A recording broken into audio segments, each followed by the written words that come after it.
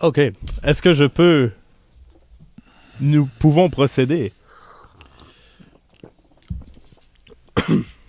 Si jamais vous voulez plus d'eau, là, M. Drolet, dites-moi là, puis je vais... je pourrais faire un montage puis aller vous chercher un verre d'eau en plein milieu. Là. Je vous dis, moi, l'hydratation de mes invités, c'est très important. Okay. Donc, entretien réalisé pour le compte de radioréveil.com. Bonjour, ici Pascal Beausoleil. On est le 16 février de l'an 2006. On est au 1411 de la rue Peel à Montréal, dans un magnifique petit studio de production de CKAC 730. Dans les prochaines minutes, on va parcourir, analyser et explorer la carrière radiophonique d'un monument de la radio québécoise. 43 ans de carrière, 43 ans quasi ininterrompus. Sa carrière commence à CJLC Québec. Elle se poursuit à Ottawa en 1970, alors que de 1972 jusqu'à 1998, il s'établira sur les ondes de CKVL 850 à Montréal.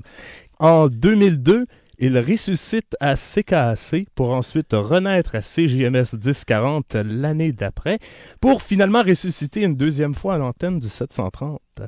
Parmi ses exploits les plus notables, on se doit de lui remettre le titre de pionnier des insolences d'un téléphone à la radio québécoise et plus que tout, celui d'avoir innové dans un style de ligne ouverte des plus particuliers, un style qui lui est propre. Aux côtés de Frenchy Jarreau et de Claude Poirier, il est rien de moins que le doyen de la radio au Québec. Je retire mes beaux petits yeux de sur ma feuille de notes. Je tourne ma tête d'environ 15-16 degrés vers la droite. Il est juste devant moi. Bonjour, Roger Drolet. Mais bonjour, ça me fait plaisir, mais juste apporter une correction. Ah, j'ai pas fait déjà une erreur. Oui, c'est que j'ai fait mes débuts dans l'Ouest canadien. Ah, ben moi, je me suis fié à la biographie qu'on retrouvait sur ça. Le site de CKAC. Ah, bon. Voyez-vous comment il ne faut pas se fier jamais à personne. Hein? Alors, oui, j'ai commencé à CHFA, Edmonton. En quelle année? C'était en 58. Pour ensuite me diriger à Rouyn-Noranda. Je suis allé faire la télévision à Rouyn-Noranda. Il y avait une seule caméra dans le poste. Une caméra. Tout était en direct, mais j'ai pas été longtemps, je m'ennuyais terriblement dans l'Abitibi. Et là, je suis allé à Trois-Rivières. Puis c'est là que j'ai débuté mes insolences d'un téléphone à Trois-Rivières. Monsieur Dansereau, qui est devenu plus tard le président de CKAC, qui est toujours vivant, était le propriétaire du poste de radio de Trois-Rivières CHLN. C'était pas des réseaux à ce moment-là. Et puis, il dit, on peut pas faire ça, les insolences, on va se faire actionner, ça n'a aucun sens. Moi, j'étais bien déçu parce que j'avais commencé quelques insolences et puis c'était drôle, les gens se tordaient à l'époque. Ce que vous voulez, c'était nouveau. Hein. Faut comprendre le contexte de l'époque. Mais là, on est en quelle année? Donc, si vous commencez... Non, mais pour les insolences, là, on est en 1962. 62. L'Ouest canadien, c'est avant. L'Ouest canadien, c'est avant ça. Êtes-vous natif de l'Ouest canadien? Non. Comment vous êtes abouti dans l'Ouest canadien? C'est parce que moi, je parlais très peu l'anglais, puis c'était un poste exclusivement français. Puis il y avait un ami Gadouri qui m'avait dit, il dit, si tu veux apprendre l'anglais, va donc travailler dans l'Ouest. C'est là que j'ai appris mon anglais, je suis devenu bilingue. Le problème, c'est que je m'en vais dans l'Ouest pour apprendre l'anglais, puis en arrivant dans le poste, c'est marqué défense de parler anglais. Ah! Alors, tout était en français. On parlait même de survivance française sur les ondes. C'était quoi la ville? Alors, Edmonton, c'était la capitale de l'Alberta. Alors, radio francophone privée ou radio... C'était la radio des Canadiens français, qui appartient à Radio-Canada. OK, donc c'était là. Maintenant, à l'époque, ça n'appartenait pas à Radio-Canada. C'était le poste des Canadiens français. Et puis les Oblats, pas mal, avaient fondé ce poste-là, le journal La Survivance. Alors, j'étais là quand même... Mais la passion de la radio, parce qu'après 43 ans, on peut pas même penser qu'il n'y a pas une passion chez vous pour la radio. Elle débute comment? Est-ce qu'elle débute alors que vous êtes enfant? Est-ce qu'elle débute... Non, elle débute... Moi, je suis étudiant au séminaire. Je me rappelle très bien. J'étais en belles lettres ou en rhétorique. Et puis, finalement, pour les vacances, j'aimerais ça travailler. Moi, je pensais, je sais pas, mais peut-être laver les planchers ou répondre au téléphone. Un job d'étudiant. Mm-hmm. Alors, le monsieur en question me dit, vous avez une voix radiophonique? Moi, je savais même pas ça que j'avais une voix radiophonique. Puis à cette époque-là, des annonceurs, des animateurs, il n'y en avait pas. C'était pas comme aujourd'hui. Il y en a un maintenant qui pousse aux 2 secondes. Mais dans ce temps-là, même je me rappelle, c'est qu'AVL demandait des animateurs. Il n'y en avait pas. C'était très rare. C'était difficile à trouver parce que d'abord, on parlait très mal. On s'exprimait pas bien au Québec. Alors, quelqu'un qui avait suivi des cours de diction, ça avait l'air tapette, ça avait l'air fifi à l'époque. Tu sais, c'était un autre contexte pour tout comprendre ça, là. Alors, finalement... j'ai passé une audition. C'était un ami Louis Dufresne, que je vois encore, qui était le directeur, et puis il dit « Ouais, mais il faudrait que tu travailles un peu, que tu suives des cours de diction, les A, puis tout ça, puis l'articulation. » Parce que c'était pas comme aujourd'hui. Aujourd'hui, on fait de la radio comme on est chez soi dans son salon. Mais à cette époque-là, on pouvait pas improviser comme aujourd'hui. Il fallait bien parler. C'était un peu à style Radio-Canada, même pour les postes privés. Puis il fallait avoir de la culture aussi, parce qu'on présentait des opéras, du western. Tu peux avoir une émission country à 2 heures, puis à 3 heures, c'était l'opéra. À une époque où la radio est aussi le média principal, le média... Non, il y avait la télévision. Non, moi, quand j'ai commencé... Mais la radio avait beaucoup plus d'importance à l'époque parce qu'il y avait beaucoup moins de médias alternatifs. C'est-à-dire qu'il y avait plus de variété qu'aujourd'hui. Même s'il n'y avait pas beaucoup de postes de radio. Il y avait plus de variété dans une journée. C'est-à-dire qu'il y avait une émission de ligne ouverte, il y en avait peut-être une dans la journée. Tu avais une émission de musique classique. Tu avais une émission d'autre. Le matin, c'était s'amuser, c'était avoir du plaisir. Alors, c'était bien différent. C'était un autre contexte. Alors, la première émission de radio qu'on vous demande de faire, votre premier emploi, c'est quel genre de radio? Là, c'est pas du tout ce que vous faites aujourd'hui. Pas du tout. Absolument pas. Absolument pas. Ça n'a rien à voir avec ce que je fais aujourd'hui. Première radio, je présente des disques le samedi soir. Vous êtes un disque jockey? On me donne 5$ pour faire ça. DJ Roger Drolet? Oui, c'est ça. Ah. Incroyable. Vous faisiez des bons mix, je sais. Non, ça n'existait pas, ça. Le mix? Ben oui. Non, il y avait des techniciens. Ah non, celui qui parlait au micro ne touchait pas au table tournante.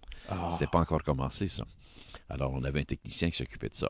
Mais on présentait des disques, on écoutait de la musique, surtout de la musique américaine. Il y avait très peu de français, très peu de chansons françaises, peut-être de la France, mais très peu de chansons québécoises, devrais-je dire. Alors, c'est comme ça, puis tranquillement, là, quand je suis allé dans l'Ouest, j'ai commencé à faire l'émission du matin. À Montréal, vous savez que j'ai commencé comme gars du matin. M. Tattelman m'avait habillé en pyjama, puis je faisais l'émission Radio Pyjama. J'ai fait ça le matin, à 7 h du matin. C'est-à-dire à 5 h du matin jusqu'à 8 h. Quand vous arrivez à Montréal? Quand je suis arrivé à Montréal en 68. Mais comme tous les gens de radio, des choses qui ne changent pas, c'est que vous voyagez beaucoup parce que là, vous m'amenez à Montréal, on a sauté des CJLC Québec. Ça, c'est après Trois-Rivières. Ça. Après Trois-Rivières. J'ai fait les 2 postes de Trois-Rivières, le CKTR et CHLN. Ça existe encore, je pense. CHLN existe encore. C'est un poste qui appartient ici. Oui, qui est encore dans le réseau, le réseau Chorus. Le réseau Chorus, oui, c'est ça. C'était l'ancien Radio Média. C'est là qu'a commencé les insolences de téléphone. À Trois-Rivières. Ouais. Donc, comment ça débute? Parce que... Ça a commencé, c'est un de mes amis, un nommé Baraquette. Ils sont encore là à Trois-Rivières. C'était des gros marchands, c'était des Libanais. Puis c'était mon ami, puis il aimait bien seurer. Puis je l'enregistre au téléphone, puis je me fais passer pour un Chinois qui veut louer un de ses locales. Il y avait un local à louer. Mais vous faites ça dans un but personnel. Pas du tout pour la radio. Pas du tout pour la radio. Vous vouliez... OK, c'est ça. J'ai joué un tour, puis je l'enregistre, puis il dit, imagine-toi donc, il dit, il y a un Chinois qui m'a appelé. Il dit, ça n'a pas de bon sens, il veut louer mon local. Il dit, il comprend rien en français, etc. Il parle juste l'anglais, puis il escamote des mots. Il dit, j'ai rien compris. Il dit, j'ai dit de venir. En tout cas, puis finalement, on a trouvé ça tellement amusant. Puis j'en ai fait un deuxième, ça m'a encouragé, puis un troisième. Là, je propose ça au poste de radio. Il n'y en a pas question. On ne peut pas faire ça. Voyons donc, on va se faire actionner. Tu sais, c'est pas comme aujourd'hui. Là, c'est pas le même monde. On n'est pas dans le même contexte du tout. C'est la radio, là, avec des choses qu'on entend aujourd'hui. Tu aurais été congédié. J'imagine que comme aujourd'hui, quand on amène quelque chose de neuf, ça fait peur. On a une méfiance. On se dit, ça n'existe pas encore. Hey, qu'est-ce que ça va faire? Qu'est-ce que ça ferait si... Alors, finalement, il a appelé ses avocats, M. Dansereau, et puis on lui a dit... Il faut une formule, puis que les victimes signent. Alors moi, j'étais obligé d'aller voir les victimes, je les faisais signer, puis ils acceptaient. C'était un succès incroyable. Écoutez, ça a duré 1 mois. Tout de suite, Québec m'a appelé. J'aurais dû m'en venir à Montréal, mais je suis content, on ne le regrette pas, parce que je me suis tanné de faire ça. Finalement, c'est Québec, M. Jacques Laroche qui m'a appelé, qui était le secrétaire de l'ancien premier ministre, qui venait de fonder un poste de radio. Et puis, il dit, ça va marcher, ça va être effrayant, Québec. Et c'était dans 1 mois... Tout le monde parlait que de ça. On suivait ça comme du hockey dans la ville de Québec parce que c'était nouveau. Ça s'appelait, à l'époque, Moi, j'ai du caractère. Voilà. Vous en souvenez pas, mais vous m'aviez déjà prêté, on s'était déjà rencontrés une fois. Vous m'aviez prêté le long jeu RCA Victor, un des 3. J'avais fait 3 longs jeux. 3 longs jeux à l'époque, ce qui est un peu donc une compilation des meilleurs moments des insolences de Roger tous les artistes de l'époque ont été victimes. Des ministres, Yves Michaud qui est toujours vivant, Daniel Johnson, Paul Allard, Gabriel Loubier. C'était tous des ministres du temps. Moi, je me tenais au Parlement. Vous comprenez, dans une ville comme Québec, c'était parfait. J'avais des victimes. Les gens m'appelaient, me téléphonaient, collaboraient avec moi. J'ai fait ça pendant de nombreuses années. Hein. Mais c'était très épuisant. À la fin, j'étais plus capable de faire ça. Faire les instances. C'est quoi le rôle de René Lévesque dans les instances? Vous dites que René Lévesque était devenu mon ami à Québec. Il était ministre à ce moment-là. Il n'était pas indépendantiste. Il était ministre des Richesses nationales. Puis je l'avais rencontré parce que moi, j'avais aidé beaucoup Yves Gabias, qui était le député de Trois-Rivières, qui est devenu par la suite juge. Alors, j'attendais M. Gabias, puis il y avait quelqu'un près de la piscine. Il dit, vous ressemblez à René Lévesque. Ben, il dit, c'est moi. On s'est connus comme ça, puis on a passé la nuit à jaser et à discuter. Et puis là, il m'a dit que c'est lui qui avait lancé ça, les insolences, que c'était pas moi. C'est comment ça? Mais dis-moi, quand je travaillais à Radio-Canada, les économies Berthiaume, c'était notre fun, nous autres, de faire des insolences, puis de jouer des tours. On n'a jamais pensé, par exemple, d'en faire une émission de radio. Bon, on a fait ça longtemps. On disait, qui c'est qu'on appelle à soir, là? Alors, il venait chez moi le mercredi pour écouter mes insolences. Il aimait ça, c'était pas possible. Parce qu'il disait que c'est lui qui avait eu l'idée. C'était drôle. Lui, il avait eu l'idée, il avait juste pas l'idée de concrétiser l'idée. De concrétiser l'idée de faire à la radio, c'est ça. Mais il s'enregistrait avec monsieur Berthiaume qui travaillait à Radio-Canada. Et là, c'est après ça que vous retournez faire de la radio à Ottawa? C'est selon la feuille que j'ai ici, non, là, qui est peut-être ce qui est arrivé, c'est que je suis resté à Québec longtemps, et puis M. Tattleman, Paul, le garçon qui est toujours vivant, est venu me chercher. J'avais inventé une autre formule qui s'appelait « Moi, j'ai pas dit ça ». Moi, j'ai pas dit ça, c'est que c'était une formule, je prenais un discours de Daniel Johnson, ce qu'on fait aujourd'hui, les médias font ça un peu partout. Je posais des questions à M. Johnson et puis c'était monté, c'était du montage qu'on faisait. C'était nouveau, ça aussi. Encore là, on avait peur de ça. On a dit on va se faire actionner par les politiciens. Faisiez un montage d'une réponse pour lui faire dire autre chose. Je dire autre chose, oui. Moi, j'ai pas dit ça. C'est ça, j'ai jamais dit ça. Alors, finalement, on m'a engagé pour ça. Puis M. Tattleman, Jack Tattleman, il y avait un comptable qui travaillait pour lui. Puis quand il voulait engager quelqu'un de drôle, il allait le chercher parce que lui, il riait pas. Il disait, s'il est capable de le faire rire, il va l'engager. C'était un génie, ça, M. Tattleman. Quand on est capable de faire rire le bureaucratique de la comptabilité... C'est parce que le gars est solide. Parce que le gars est... Alors, le gars, il écoutait mes montages, puis il est parti à rire. Il dit, je vous engage tout de suite! Ah, mais c'est un excellent barème de... C'est un excellent barème de... Et donc, ça, c'était pour CKVL? On ne l'a jamais fait. C'était pour CKVL, oui, en 68. Et il voulait pas transposer... C'est là qu'il m'achetait un pyjama, puis ils allaient faire ça le matin, puis ça va s'appeler Radio Pyjama, M. Drolet. Vous allez faire beaucoup d'argent, vous, ici. Roger Drolet, Morning Man, CKVL. Oui. Et là, finalement, M. Dupuis, qui est après moi, a eu peut-être beaucoup plus de succès que moi, parce qu'il commençait une ligne ouverte à Montréal. Et puis, finalement, on avait quand même des bons sondages. C'était très bon le matin. Ils m'ont demandé si je voulais faire les week-ends. Moi, j'ai pas voulu. Alors, je suis parti et à ce moment-là, Télémédia est venu me chercher parce qu'il venait d'acheter le poste de la région d'Outaouais qui était CKCH. Puis là, c'est mes débuts de ligne ouverte. C'est là que ça commence. En 1970. À Ottawa? Là, c'est fini, les insolences. Je fais de la ligne ouverte à Ottawa en 1970 pour Télémédia pendant 2 ans. Et c'est pas le type de ligne ouverte philosophique que vous faites maintenant, c'est le type de... Ça commence. Abracadabra. C'était un peu de tout, là, si vous voulez, là, mais non. Ben oui puis non. J'ai commencé à donner des conférences dans la région d'Outaouais, mais c'était pas comme aujourd'hui. Je n'étais pas structuré encore. Écoutez, j'ai commencé. Puis j'étais jeune aussi, là. J'étais très jeune, moi. J'ai commencé à 19 ans à faire de la radio. Alors, là, finalement, c'était un succès. Puis Montréal, je suis revenu à Montréal. Et puis j'étais là pendant 27, 28 ans, je pense. C'est tout mon cheminement.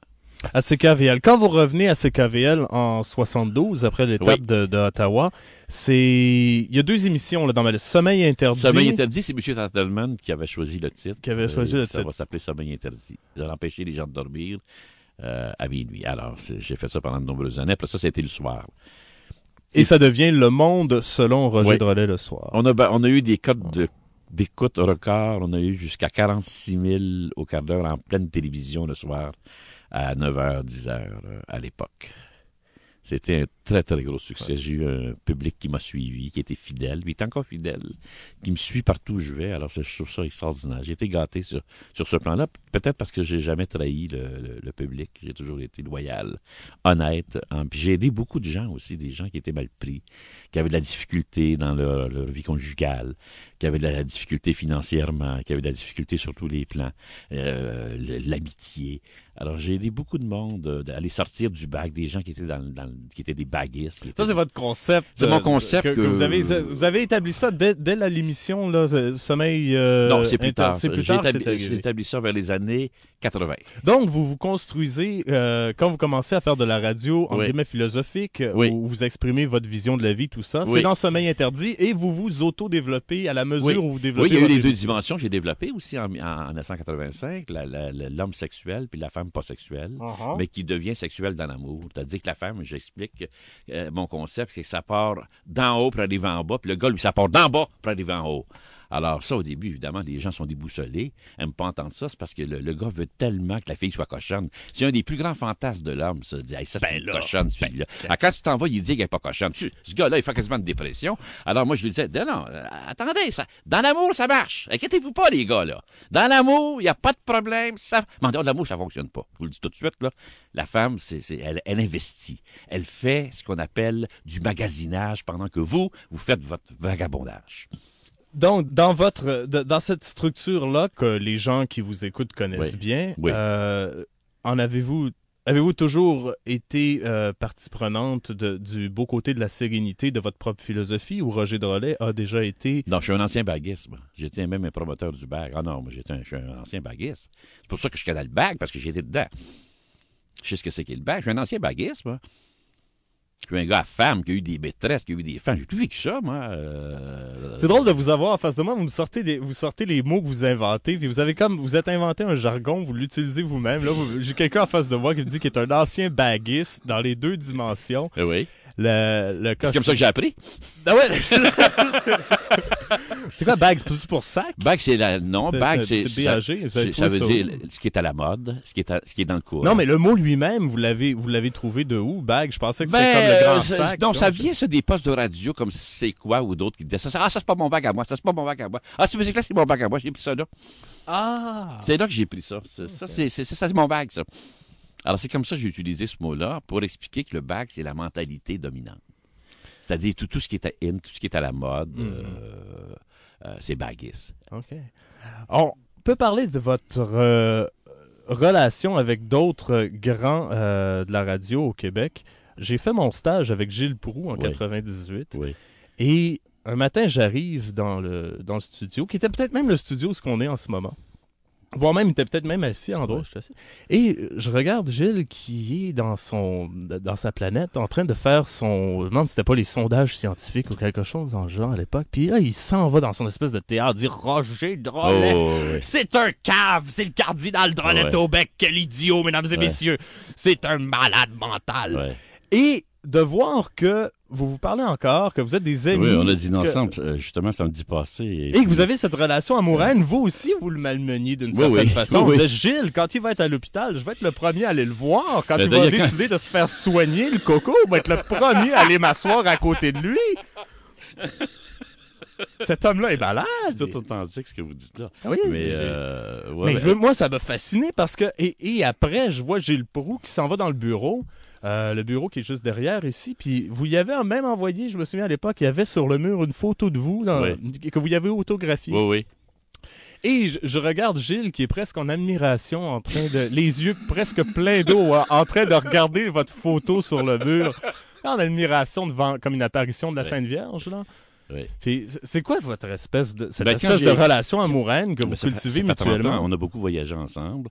Et puis quand je suis tombé malade, Gilles a été le premier à venir me visiter à l'hôpital. J'étais gravement malade il y a une douzaine d'années à peu près. Et puis à ce moment-là, il me faisait la guerre. Hein. C'est au moment où il était en guerre avec moi. Il était le premier à venir me visiter. C'est les belles contradictions de Gilles. C'est du Gilles Proulx. Hein. Quand quelqu'un me demande comment va Gilles, ma réponse est toujours « lequel ?»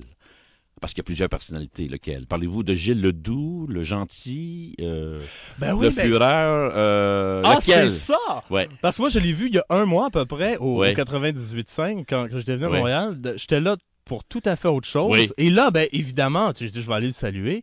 Je rentre dans le bureau et Gilles est assis en train d'écrire sur sa feuille. Oui. Alors que moi, le souvenir que j'ai de Gilles qui prépare une émission, c'est « Mes hosties de tabarnak, Ouais, ouais. vous allez me trouver ma crise de feuille! » C'est ça. sacrément! Là, Gilles est assis, il est calme, il est en train d'écrire. Ouais. Puis il dit bon. Là, je dis allô Gilles. Il dit bonjour. J'ai dit est-ce qu'ils t'ont mis sur les pilules? Il dit non. Là. Alors là, quand vous me parlez des plusieurs Gilles Proulx, je pense Ouais. que je peux saisir le personnage. Ah oui. Donc, il y a plusieurs Gilles Proulx, puis celui qui vous haït, c'est pas celui qui vous aime. Ben, c'est-à-dire, il vient de sortir un livre, c'est 400 coups, là. Et puis, justement, j'ai écrit dans ce livre quelques lignes, puis je lui dis mon ami Gilles Proulx n'a pas d'amis. D'autres gens de la radio Oui. avec qui vous avez une relation particulière, on m'a dit que Paul Arcand, très régulièrement, il allait manger chez Oui, vous et qu'il toujours. décrivait son expérience comme étant quelque chose d'extraordinaire, qu'il apprenait des choses, que vous étiez un homme cultivé. C'est un ami à vous? Oui, Paul, on se fréquente régulièrement. C'est une amitié qui dure depuis plusieurs années. C'est un gars moi, que je trouve extraordinaire, mais fermé. C'est pas du tout. C'est tout à fait le contraire de Gilles Proulx. Lui, il est plutôt fermé, il est plutôt réservé. Mais c'est un homme qui est très agréable à fréquenter. Il a des valeurs, et puis c'est un bon ami, absolument. Il y en a bien d'autres qui venaient à l'époque. J'organisais des soupers chez moi, on appelait ça nos soupers philosophiques. Et ça, c'était très amusant parce qu'il y avait un autre beau fou, plus fou encore que Gilles Proulx, un peu dans le genre, mais je les appelle les fous, hein, c'est mes fous préférés. De toute façon, j'ai toujours aimé les fous. Un gars ordinaire, moi, il y en a des millions comme ça, puis je l'aime bien, mais je veux dire, mais ces fous-là sont attachants, sont intéressants. Alors, c'est pour ça que j'ai toujours aimé les beaux fous. Puis il y avait ce fou-là, Claude Jasmin, l'écrivain, je sais pas si... Oui. Alors, il faisait partie de nos soupers. Alors, quand j'organisais un souper, à cette époque-là, ils étaient à CGMS ou CKC, je me rappelle pas à quel poste. Là, la guerre commençait, Jasmin disait si Proulx est là, je n'y vais pas, ou si Paul Arcand est là. Alors, ma femme allait, puis il voulait pas de lettres, il voulait aller porter la lettre, lui transmettre de main à main la lettre, pour dire qu'un tel sera pas là, peut-être. Ah, c'était une histoire, c'était compliqué, ça n'avait pas de bon sens. Ouais, c'est épouvantable de gérer des fous comme ça. Et puis tout se passait dans l'harmonie le soir yeah. même. Sauf qu'un soir, on avait eu une bonne dispute. Ah, ça, c'était incroyable. Puis il y avait un juge qui était chez moi, le juge Maurice Johnson, qui était le frère de Daniel Johnson, l'ancien premier ministre. Donc quoi, vous avez Gilles Proulx, On vous avez avait Claude le juge, Jasmin, c'était Paul Arcand. Oui, qui était tout à la même table. Tout à la même C'est table. le juge qui les avait séparés. Jasmin, Proulx et Arcand? Non, c'était... Paul était bien tranquille. C'était Jasmin et Proulx. Ah, puis le juge est intervenu. Il est intervenu. Ah, physiquement, il voulait se battre, les Oui, deux. c'est ça, il voulait se battre, oui. Puis ça s'est bien tourné en amitié après. Il voulait se battre au point, là. Oui. Ah. Oui, mais ça se terminait bien. C'est pas au point. On exagère peut-être là, en disant au point, mais... Ah, j'ai presque vu ça avec Gilles ici. Oui. Faudrait que je raconte l'anecdote que je racontais à la productrice ici, Marguerite Arsenault, parce qu'elle aussi travaillait avec lui. Ouais. Quand un matin, je sais pas si vous vous souvenez, en 1998, le pont Victoria avait été fermé pour 9 mois. Oui. Tellement d'autres. Une grande fermeture majeure, rénovait le pont. Et tout le monde le savait. Alors Pierre Lacasse, qui faisait la circulation ici, évidemment, ne le mentionnait plus dans chacun de ses bulletins parce que le gars, il fait 40 bulletins de circulation par jour. Il n'est pas pour dire le pont Victoria est fermé, le pont Victoria est fermé. Tout le monde le savait à Montréal. Gilles, dans son monde, ne le savait pas. Il veut aller à un rendez-vous et il décide d'emprunter le pont Victoria. Le lendemain matin, à 8 h, il arrive ici dans les bureaux. Il veut péter la gueule à Pierre Lacasse. C'est de la faute à Pierre Lacasse, c'est Gilles. Et là, il est où le calice que j'ai crisse mon poing sur la gueule? Ah, c'est exactement ça. Alors ça, c'est le Gilles Proulx que le juge chez vous, que vous avez invité, a séparé de Claude Jasmin. En plein ça. Oh, il y avait même Rénal Bruyère qui était là, c'est vrai, j'oubliais. Oui. Ah, c'était épouvantable. Ben oui, je me rappelle, il y avait le grand patron était là. Je me rappelle pas si c'était CKC ou CGMS à l'époque. Mais c'était une période ça, très amusante. On faisait ça 3 à 4 fois par année, à chaque saison. Des soupers de fous. Ouais. Les beaux fous.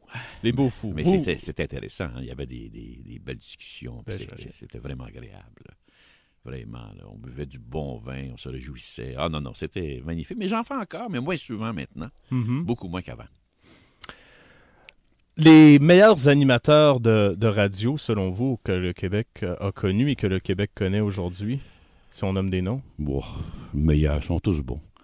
Ben non! Oui. Ben non! Ben oui, ils sont tous bons, les animateurs. Je veux dire, pour moi, là, quand des animateurs de radio, je vois pas. Quand ils sont pas bons, ils les gardent pas. Alors, ils restent pas.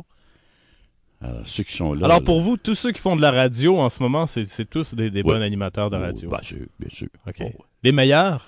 Parmi les meilleurs, sont tous meilleurs? il y en a qui sûrement que vous préférez, que vous considérez comme des grands de la radio. Je me suis jamais arrêté à ça. Je n'ai pas fait jamais de palmarès là-dessus à savoir qui était le meilleur. Si je vous demande de nommer le meilleur animateur de radio que le Québec a connu? Ça non plus, je suis pas capable. Ah non? Non, ça, je suis pas capable de vous dire qui était le meilleur. Chacun son genre, son style. Il y a eu des grands bonhommes en radio. Il y en a encore, mais je suis pas capable de vous dire qui est le meilleur. Non. La convergence dans la radio aujourd'hui, le fait que toutes les stations de radio appartiennent à deux groupes, est-ce que vous voyez ça comme une dégradation de la qualité de l'environnement radiophonique au Québec ou comme une amélioration ou vous êtes indifférent? Je suis indifférent à ça. Complètement indifférent. Donc, ça vous dérange pas que la station qui est normalement votre concurrente appartienne en fait à... Vous avez le même maman? Non. Je sais pas, ça, c'est pas des choses, moi, qui me... Vous pensez... Oui. Si, advenant, là, parce que si vous êtes un animateur de radio talentueux, vous êtes dans une station de radio, votre rêve, c'est qu'une autre station de radio vienne vous voir peut-être pour vous dire... Vous, en tant qu'animateur, on vous aime beaucoup. Peut-être qu'on voudrait vous offrir davantage pour que vous puissiez venir travailler pour nous. Là, ça n'arrivera jamais dans le monde de la radio d'aujourd'hui parce que la personne contre qui t'es, vous avez le même avocat. C'est comme deux parties qui ont le même avocat. Le patron de la partie adverse, c'est aussi ton patron. Ton patron va pas te faire une offre puis te faire une contre-offre pour te garder. Ouais. Donc, au pire, on peut négocier les salaires à la baisse. Oui, mais il y aura plus... je pense que nous, on est les derniers. Là. Maintenant, les animateurs, ils vont changer ça tous les 2 ans, 3 ans. Ça va être des carrières de 2 ans, 3 ans. Il n'y aura pas d'avenir. Ça, j'ai dit à mon fils, tu vois, j'ai un garçon de 19 ans, puis il aurait aimé faire le même métier. J'ai dit, j'en ai pas question. J'ai dit, tu vas travailler 2-3 ans. Va-t'en à l'université, deviens psychologue, puis là, tu vas être capable de soigner les gens normaux. Votre fils voulait faire de la radio? Oui, il aurait aimé ça, parce qu'il y a du talent pour les communications.